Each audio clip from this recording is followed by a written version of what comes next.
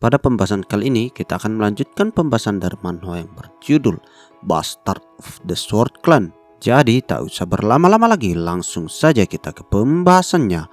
Gaspol. Di scene awal pada chapter kali ini memperlihatkan kembali ke ruang pengadilan. Saat ini Wolfgang berkata kepada Theo apa dirinya ingin menyelesaikan masalah yang harusnya selesai dalam 3 bulan hukuman di rumah menjadi perang total. Apa mungkin kau sangat arogan hingga berpikir bisa melawan kekuatan dari 15 klan dengan seorang diri? Tapi di sana Theo membalas jika itulah yang telah dirinya pikirkan dan kasus di mana ada perbedaan kekuatan yang sangat mencolok.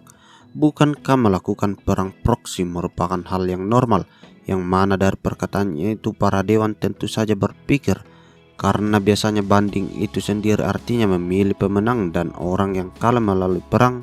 Tapi jika perang itu tidak memungkinkan karena adanya perbedaan kekuatan yang terlalu besar, maka setiap kubu akan mengirimkan seorang wakil dan pemenangnya akan ditentukan melalui duel 1 lawan 1. Karena itulah perang proksi yang artinya wakil tergugat adalah Theo sedangkan perwakilan penggugat adalah Axion.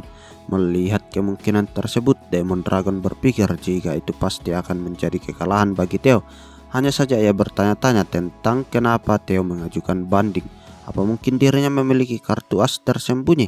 Dan jika Theo meyakini akan Demon Dragon atau Evelyn yang akan maju untuk menjadi perwakilannya, maka perkiraannya itu merupakan kesalahan besar. Kembali ke Theo yang menjelaskan pendapatnya, ia berkata sesuai dengan hukum yang ada, maka yang perlu dilakukan adalah menentukan perwakilan serta perang proksi di minggu depan. Karena itulah ia bertanya kepada para dewan akan bagaimana tentang pendapatnya. Ed yang mendengarkan hal itu, ia dapat menyadari akan taktik yang digunakan oleh Theo, di mana sepertinya ia ingin memanggil Demon Dragon atau Evelyn sebagai perwakilannya. Hanya saja dilihat dari watak mereka, pasti mereka tak akan mau melakukannya. Karena itulah Theo sendiri yang harus maju.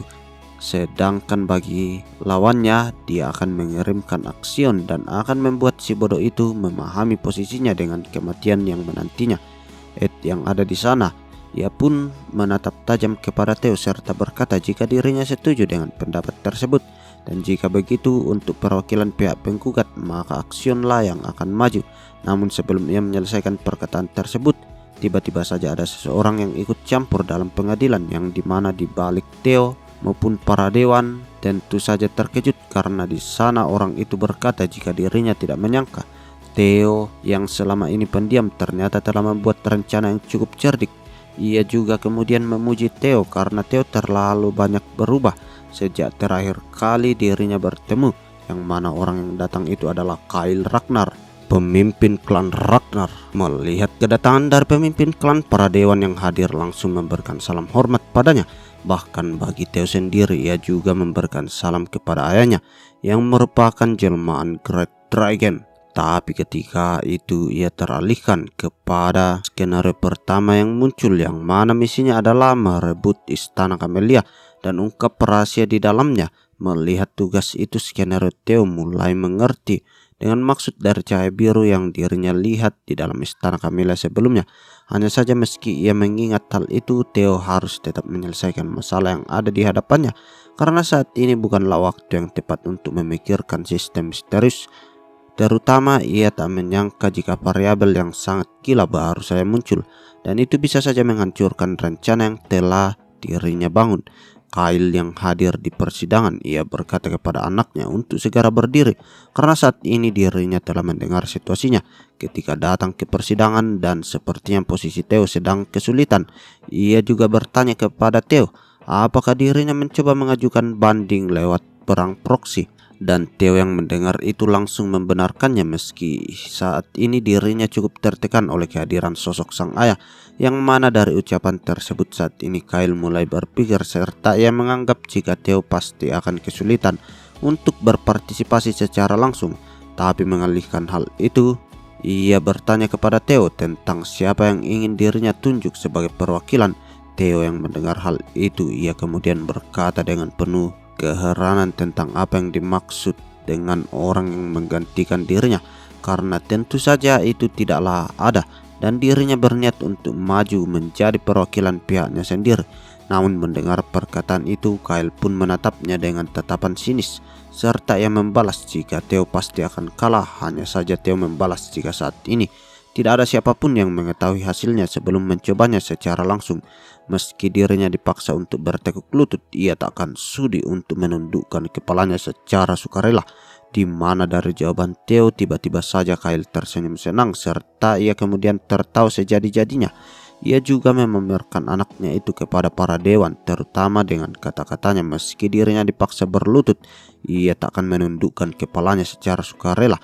Dan klan Ragnar memang sudah sepantasnya bersikap seperti ini. Dari itu jugalah Kyle memuji atas sikap Theo, karena hal itu membuatnya sangat puas. Dan Theo yang mendengar itu berterima kasih atas pujian ayahnya. Lalu tentang perang proksi itu sebenarnya hanyalah umpan, karena tentu saja Theo sendiri tidak ingin bertarung. Jadi saat ini ia cukup bersyukur bisa mengatakan isi hatinya tanpa perlu menahan diri. Di sisi lain, pekerjaan yang Theo minta kepada Evelyn dan Remington itu merupakan bukti korupsi dan konspirasi keji dari Istana Camellia. Dan jika Theo mendapatkan bukti tersebut, maka dirinya bisa menang tanpa perlu bertarung. Tapi ketika Theo berpikir jika rencananya sesuai seperti yang ia pikirkan, tiba-tiba saja ia dikejutkan oleh perkataan Kyle selanjutnya, di mana saat ini Kyle Ragnar sebagai pemimpin klan Ragnar, ia akan memberikan kesempatan, dan itu adalah menguji single strike terhadap Theo. Dengar hal itu, sontak Theo menjadi cukup terkejut karena apa yang dimaksudkan dengan single strike. Tapi di sini Kyle menjelaskan jika Theo bisa menahan single strike miliknya, maka ia akan membebaskan Theo dari semua tuduhan. Yang mana saat ini Kyle mengajak Theo untuk bergerak keluar ruangan. Hanya saja di sana Kyle terhenti dari langkahnya karena salah seorang dewan yang tidak lain dan tidak bukan adalah Ed. Ia menyangga perkataannya itu jika tindakan tersebut tidak bisa dilakukan. Ed yang menolak saran dari Kyle. Ia tentu saja memahami situasinya. Jika pemimpin klan ingin menguji single strike kepada Theo, itu artinya dia telah mengakui lawannya. Dan jika Theo bisa selamat, maka dirinya akan menjadi orang yang telah disetujui oleh pemimpin klan. Meski Ed yakin jika si bajigur Theo tak bisa menahannya, tapi jika tebakannya salah, jika Theo berhasil menahannya, maka rencana yang dirinya bangun akan semakin hancur. Jadi saat ini dirinya harus menghentikan tindakan dari pemimpin klan. Ed yang ada di sana, ia menjelaskan kepada pemimpin klan karena bagaimana mungkin para bawahan itu berani mempertanyakan darah anaknya. Jadi jika sesuai hukum yang ada, melakukan perang proksi adalah hal yang wajar. Namun ketika ia membela pendapatnya, tiba-tiba saja dirinya merasakan tekanan berat karena nyatanya saat ini Kyle menatapnya dengan rasa kesal, serta kemudian memerintahkan Sky Dragon untuk diam, karena jika seorang bawahan berani mengatakan itu, maka bunuh saja dia. Dari perkataan tegas milik Kyle, Ed tak dapat bertindak apa-apa lagi, yang mana saat ini ia hanya bisa mematuhi ucapan sang pemimpin klan.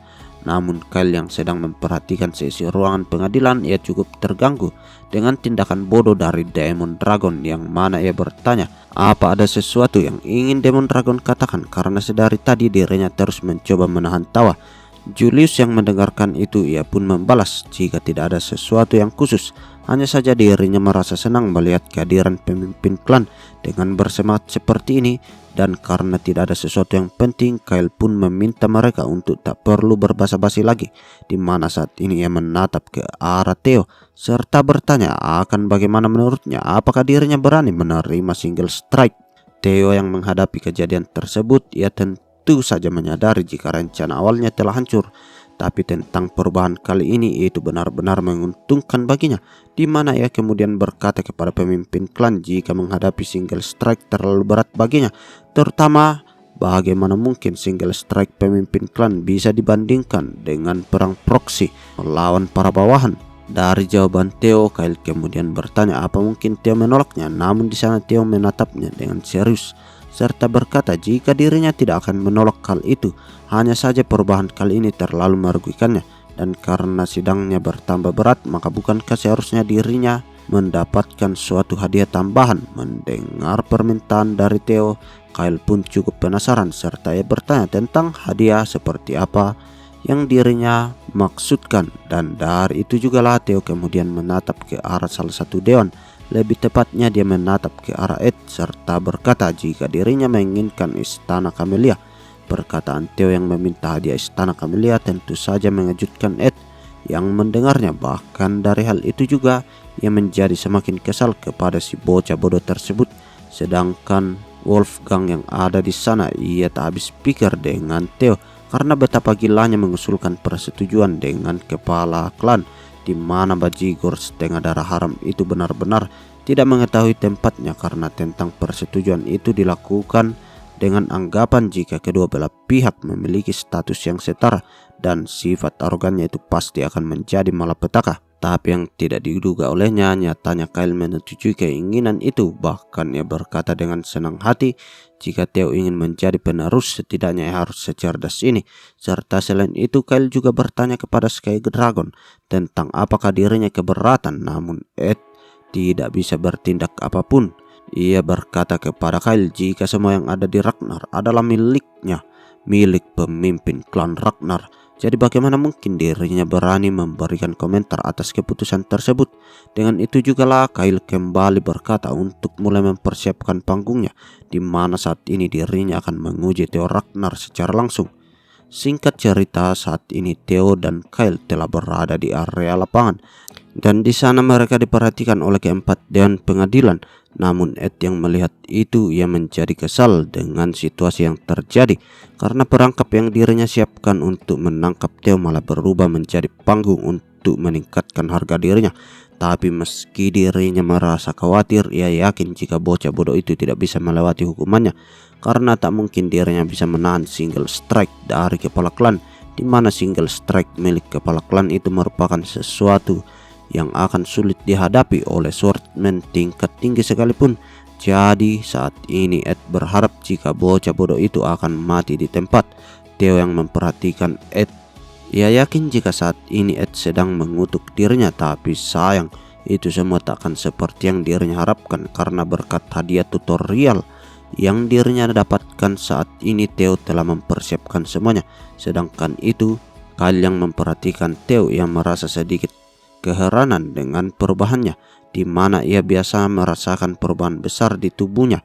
Tapi mau bagaimana lagi, itu tidaklah penting karena sekarang Theo harus menghadapi serangan yang mana dari perkataan kepala klan Theo menjadi cukup tertekan karena ia tak menyangka jika intuisi miliknya sangatlah tajam. Setelah semua persiapan yang telah disiapkan, Kyle di sana bertanya kepada Theo apakah Theo telah siap untuk menerima serangannya, dan Theo pun menjawab dengan yakin jika dirinya telah siap. Di mana mendengar jawaban itu, Kyle mulai mempersiapkan pedang besinya.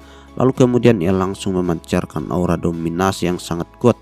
Bahkan dari ledakan aura yang terjadi itu membuat Theo menjadi kesulitan untuk bernapas, yang mana saat ini Theo terus mencoba untuk bertahan dari tekanan tersebut.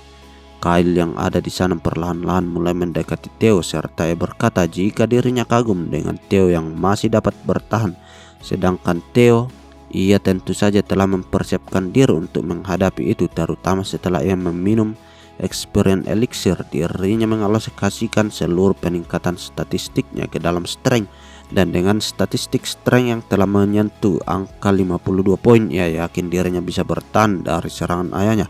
Theo yang menghadapi keseriusan ayahnya, ia merasakan kelegaan karena saat ini dirinya berhasil meninggalkan dunia orang biasa dan akhirnya mengenal dunia dari orang-orang luar biasa. Yang mana perlu dirinya hadapi saat ini adalah menahan satu serangan serius dari sosok ayahnya. Dan di waktu itu jugalah Kyle akhirnya mengangkat pedangnya, yang mana di saat ini tekanan kuat terpancar darinya. Bahkan dengan garis lurus dari pedangnya itu membuat para dewan pengadilan menunggu hasil yang akan terjadi, di mana Theo yang ada di hadapannya ia telah berada di posisi untuk menangkisnya.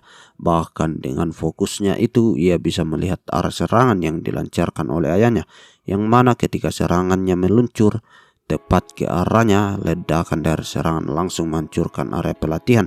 Tapi meski area sekitarnya hancur, serangan milik Kyle itu berhasil ditangkis dengan pedang yang digenggam oleh Theo. Karena itu jugalah Kyle pun mulai berjalan meninggalkan Theo serta berkata jika dirinya sudah lama tidak menemukan putra yang sangat berguna, di mana saat ini terlihat jika Theo masih berdiri tegak di arena pelatihan. Dengan hasil yang terjadi, Kyle pun berkata kepada para dewan jika Theo Ragnar telah membuktikan dirinya tidak bersalah melalui tekadnya, dan saat ini pengadilan sudah berakhir. Sedangkan bagi Theo yang ada di sana, ia mendapatkan pesan jika dirinya telah berhasil menyelesaikan Hidden Quest, satu serangan dari Kyle Ragnar, dan sebagai hadiahnya ia mendapatkan kepemilikan inventory serta sebuah blue key. Dan beberapa waktu pun kini telah berlalu. Theo terbangun di sebuah kamar di mana ia kemudian bertanya tentang ada di mana dirinya. Namun ketika dirinya bertanya seperti itu, ternyata Cecilia ada di sebelahnya, serta ia berkata jika dirinya senang dengan terbangunnya Theo. Cecilia juga menambahkan jika dirinya khawatir dengan keadaan Theo, karena setelah ia mendengar jika Theo harus menahan serangan pedang dari kepala klan, dirinya tak bisa tenang dengan kondisi anaknya. Tapi Theo kemudian berkata kepada ibunya untuk tetap tenang karena nyatanya ia tidak mengalami cedera apapun. Hanya saja ia kemudian bertanya tentang ada di mana dirinya saat ini. Tapi dari balik pintu ruangan, tiba-tiba saja Julius muncul dan berkata jika mantan nyonya Istana Camellia, Axion, dan juga Direktur Intelijen sekarang telah diusir, yang mana artinya saat ini Theo berada di dalam Istana Camellia. Juga selain itu tentang quest yang Theo miliki sekarang telah diperbarui, di mana misi dirinya harus selesaikan adalah mengungkapkan rahasia yang ada dalam Istana Camellia. Di sisi lain, di sekitaran Istana Camellia terlihatlah seseorang yang sedang memberontak dengan apa yang terjadi. Lebih tepatnya itu adalah Emil yang memberontak tentang pengusiran, karena bagaimana bisa dirinya yang merupakan nyonya istana malah diusir secara paksa dari istananya sendiri. Hanya saja para pelayan yang membujuknya, mereka meminta Emil untuk menenangkan diri. Sedangkan itu Ed yang berada di sebelah Axion, ia berkata kepada Axion jika dirinya harus membunuh Theo Ragnar, yang mana Axion yang mendengarnya, ia pun berkata jika dirinya berencana untuk mengambil lengannya di dalam upacara awakening. Tapi di sana Ed menegaskan jika itu tidaklah cukup dan yang perlu Axion lakukan adalah mengambil kepalanya. Dan lalu kini kembali ke Istana Camellia. Saat ini Theo sedang berjalan-jalan di dalamnya, di mana katanya ia sedang menikmati hasil yang dirinya dapatkan, karena ia tak menyangka jika hasilnya jauh lebih baik dari yang dirinya duga. Meski awalnya ia telah mempersiapkan kartu as untuk menghadapi sesuatu yang akan terjadi, tapi saat ini dirinya berhasil mendapatkan Istana Camellia tanpa menggunakan kartu di lengan bajunya. Ditambah lagi dengan hadiah inventory, itu benar-benar berguna bagi Theo, yang mana hal itu bisa menyimpan apa saja ke dalam. Serta selain itu tentang blue key yang dirinya dapatkan, itu merupakan kunci yang membuka sebuah gerbang dungeon, yang mana di sana Theo merasa jika kunci tersebut ada hubungannya dengan pintu yang memancarkan cahaya biru, karena lubang kunci dari pintu tersebut terlihat cukup misterius. Dan ya, itu adalah akhir dari part kali ini. Bagaimana Mas Bro? Ceritanya semakin menarik saja bukan? Jadi tetap pantau channel ini terus untuk mendapatkan update-update terbaru dan cerita-cerita menarik lainnya. Kalau begitu, sampai di sini dulu ya Mas Bro. Salam KO Nime.